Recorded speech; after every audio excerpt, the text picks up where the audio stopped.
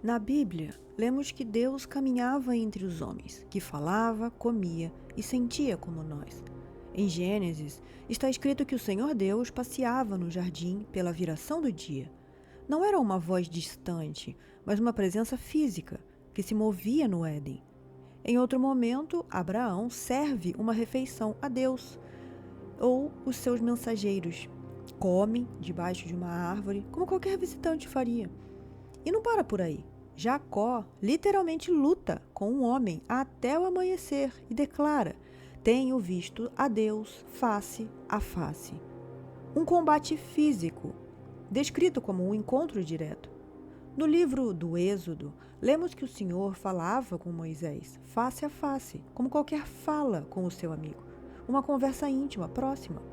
A própria Bíblia nos diz que Deus se arrependeu do mal que faria ao seu povo, mostrando que ele sentia, que mudava de ideia, como um ser humano.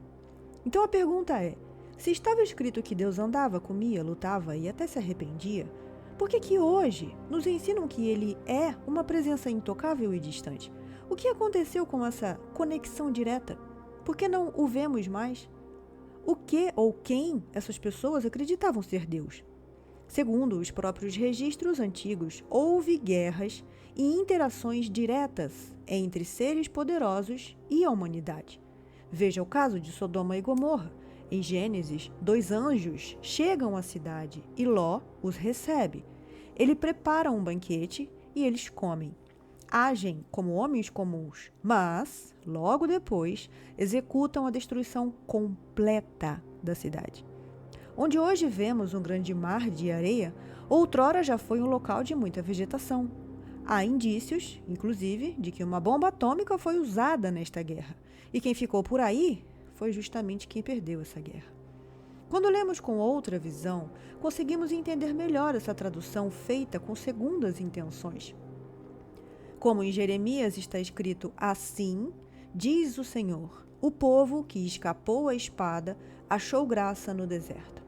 Aqui aparece a imagem de deserto, também associado à sobrevivência pós-guerra. Há quem associe a Arca da Aliança à bomba detonada. Em várias passagens, a arca é descrita como portadora de uma energia tão intensa que podia matar instantaneamente quem a tocasse ou olhasse de forma imprópria. Em Samuel, lemos: quando chegaram à eira de Nacon, estendeu Uzá a mão à arca de Deus e segurou-a, porque os bois tropeçaram. Então a ira do Senhor se acendeu contra Uzá, e Deus o feriu ali por sua temeridade, e morreu ali junto à arca de Deus. Em Samuel, lemos: quando os filisteus roubaram a arca e a levaram a Asdod, a mão do Senhor pesou sobre os de Asdod e os assolou e os feriu com tumores. Muitos estudiosos alternativos associam isso a sintomas de radiação, inchaço, tumores, pestes. Em Josué, capítulo 6, versículo de 6 ao 20, sobre a queda de Jericó, lemos: os sacerdotes marcham com a arca, tocam as trombetas e os muros caíram por terra. Há quem veja aqui um tipo de emissão vibracional, sonora ou energética, devastadora. Eram seres que pareciam humanos, mas tinham o poder de mudar destinos. Depois destes eventos, algo mudou. A comunicação direta parece ter cessado. É como se uma barreira invisível tivesse sido erguida entre o nosso mundo e o deles. E em todas as culturas existem registros de guerra, que se tiverem olhos de ver, entenderão que isso aqui, na verdade, é uma prisão. Se a gente olhar hoje ao nosso redor, o que separa um dos outros? Essa mesma narrativa aparece sob nomes diferentes em quase todas as civilizações antigas. Mitologia suméria, os Anunnakis travaram guerras entre si. Enlil e Enki disputam o domínio sobre a Terra e sobre os humanos. Alguns textos descrevem a Terra como uma colônia penal dos deuses rebeldes, aqueles que desceram do céu à Terra. Na tradição gnóstica, o mundo material é a criação de um demiurgo, um arconte, uma entidade inferior que aprisiona as almas em corpos. Na cultura hindu, na filosofia védica, o mundo é Maya, uma ilusão, e a alma está presa no ciclo de nascimento e morte, samsara, até despertar e se libertar.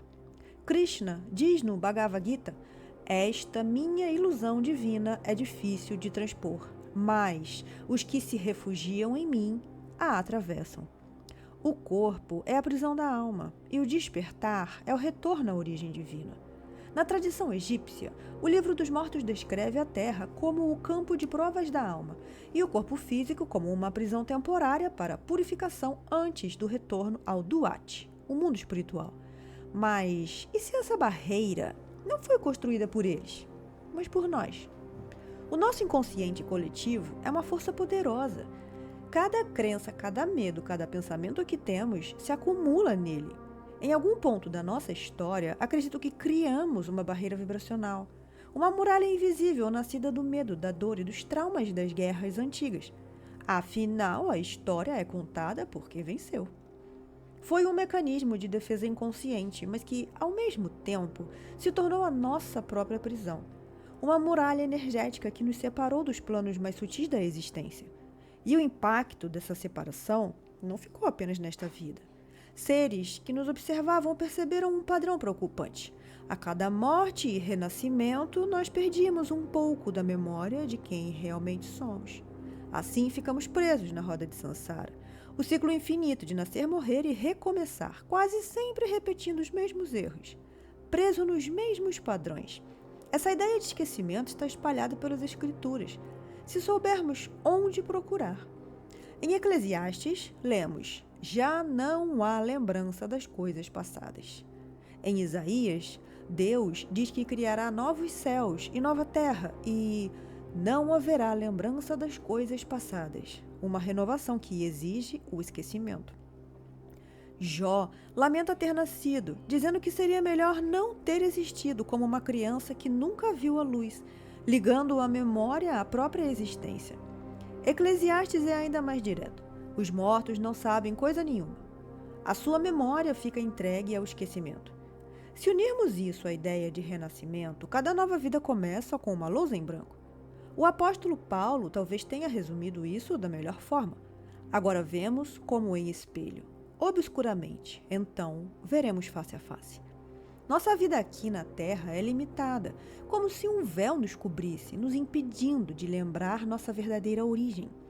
Nós não só vivemos sobre crenças limitantes aqui, mas as carregamos para o além, moldando nossa existência até mesmo depois da morte, acreditando que apenas isso aqui existe, que apenas a vida vivida aqui é real, acreditando que precisamos voltar aqui novamente para arrumar erros. Mas como isso seria possível sem a memória do que fizemos? Podemos não ter a memória como lembrança, mas já nascemos com padrões de medo, culpa e apego. No episódio 4, vimos que Satã não era um ser de mal absoluto, mas um adversário, um limite. Agora tudo faz mais sentido. A barreira vibracional que nós criamos é o verdadeiro adversário. Ela não está lá fora, está dentro de nós. Foi criada pelo nosso inconsciente coletivo e molda nossa vida, nossa morte, nossa percepção do tempo e principalmente nosso esquecimento. É a sombra que se tornou uma barreira e nos prendeu na roda kármica. Mas aqui está a boa notícia. Se a palavra molda a crença e a crença molda o mundo, então é a nossa consciência que pode dissolver essa barreira. A chave é lembrar quem realmente somos, expandir a nossa visão para além dos limites de uma única vida e morte, entender que não somos prisioneiros do medo, mas sim os criadores da nossa própria realidade. A chave é despertar. E assim encerramos a nossa primeira temporada. Com a palavra que molda o mundo, nós vimos como traduções equivocadas moldaram crenças, como essas crenças moldaram a nossa mente, e como a nossa mente coletiva, por sua vez, moldou o mundo em que vivemos. Agora a grande pergunta permanece: se nós criamos a barreira, nós também podemos dissolvê-la? Na próxima jornada, vamos explorar não apenas o que está escrito, mas o que está além das palavras. A consciência que tem o poder de nos libertar da roda. A escolha, como sempre, é sua. A expansão começa agora. Se criamos a barreira, podemos dissolvê-la. Se essa mensagem ressoou com você, curta esse vídeo, siga a página e compartilhe. Nos vemos no próximo Ciclo da Consciência.